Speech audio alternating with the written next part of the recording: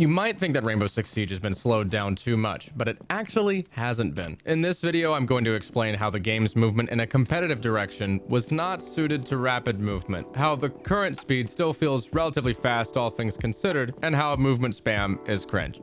Let's get into it.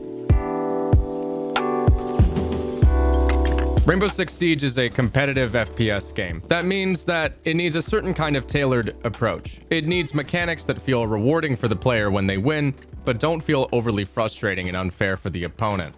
This is a difficult balance to achieve. After all, nobody likes losing and everybody likes winning. Unfortunately, somebody's got to win and somebody's got to lose. And when it comes to outplay potential, one thing that a lot of players look for is movement. This is the reason Call of Duty has gone in the direction it has, with flashy movement taking the spotlight over slower, more deliberate, tactical shooter-focused kinds of play.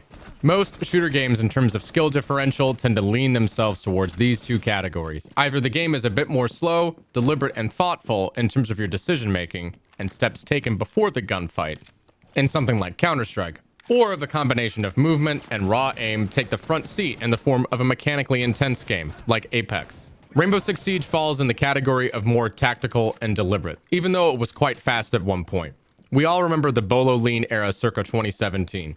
But this movement was abusable, and people could spam back and forth. So the game ended up becoming a lot more about who could manipulate their hitbox more efficiently than who could out-strategize and outthink their opponent. In a game with so many different variables, this ended up creating a scenario that Ubisoft didn't want for their new esport. Skill differentials are kind of important in games now. If you can't have a clear demarcation of who can do something and who can't do something in a comp shooter, then your game is probably not going to last very long.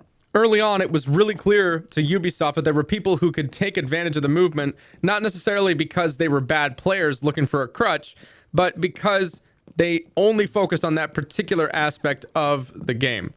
And the skill expression in Siege was not supposed to be evident only in the movement. It was supposed to be evident in the thoughtful, deliberate planning aspect of it, the strategic unification of tactics.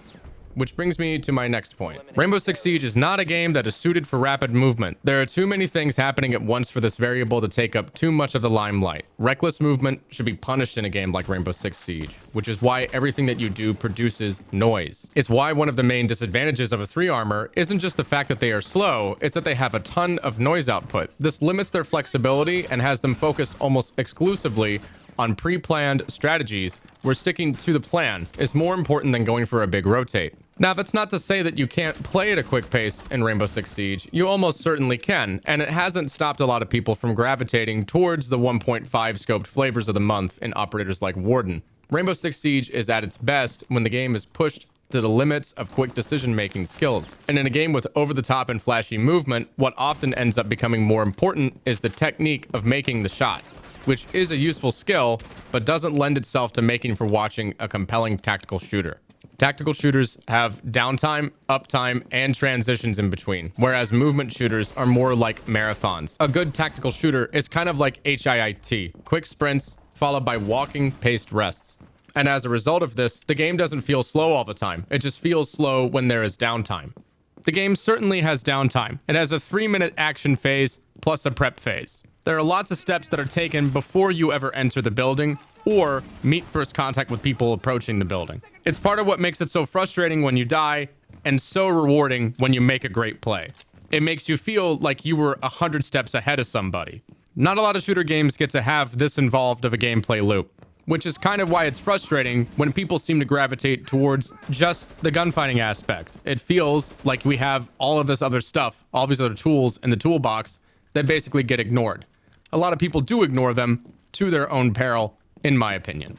It's important to make sure that the game does not limit skill expression for people who have good mechanics, for people who can take advantage of movement, and there are certainly avenues for that.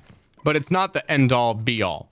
It's about destruction, it's about information, it's about planning things out with your team, it's about getting people to work together to solve complex problems, as difficult as that may seem to be in a solo queue environment, for instance. I don't know about you guys, but when there's 20 seconds left on the clock, the game doesn't feel particularly slow to me. It feels like a lot of things are happening all at once, especially in the middle of a really complicated execute where I have to pay attention to multiple things at the same time. It's easy to get overwhelmed, which brings me to my next point. The game isn't particularly slow. It just feels slow because there is a big checklist of things to do. As far as Siege is concerned, the game follows a pretty similar pace to just about any other tac shooter on the market. It's definitely quicker than games like Tarkov, and more or less follows the same kind of movement and gunfight pacing as something like Valorant or CS. The main difference here is that Siege has a lot of things to do before the gunfighting starts. Droning, setting up sight, checking cameras. There are lots of things you gotta do before making a decision in Rainbow Six Siege because it is fundamentally a game about information. Without information, you can't do anything. It's important to have all your bases covered because not being 100% thorough in Rainbow Six Siege can cost you. That's not to say that you can't make aggressive plays from time to time, and the stakes do feel like they can change at any moment with just one run movement here or there. So I do quite like that aspect of the game when it plays out that way. Most of the time, emphasis on most of the time. I feel like if I die in Rainbow Six Siege, it's probably my fault. I sprinted when I shouldn't have, peeked when I shouldn't have, or just straight up lost my 1v1. The latter among those happens quite a lot because I need aim lab. For those of you who don't need aim lab, maybe you don't feel like the game is too slow. Maybe you feel like it's right where it needs to be.